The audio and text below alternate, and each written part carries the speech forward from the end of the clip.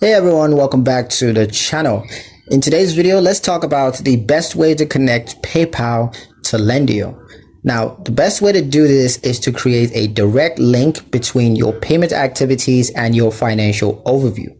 Once connected, every PayPal transaction, that's sales, fees, and refunds, are all going to flow automatically into Lendio. And this is going to eliminate the need for manual entry and, of course, reduce errors. This integration provides real-time visibility into your cash flow and helps to track revenue accurately. Having PayPal synchronized with Lendio also simplifies budgeting and reporting. You can categorize payments automatically, you can monitor net income after fees, and also ensure funds are allocated appropriately for taxes, expenses, or savings.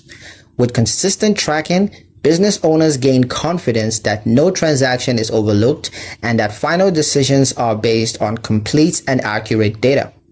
This connection turns PayPal from just a payment tool into a central part of financial management. But yeah, that's pretty much it for the video, guys. Hope you liked it. Hope you found the information here useful enough. If you did, like, comment, share, and subscribe for more helpful tutorials. Thank you guys for watching, and I'll see you in the next one.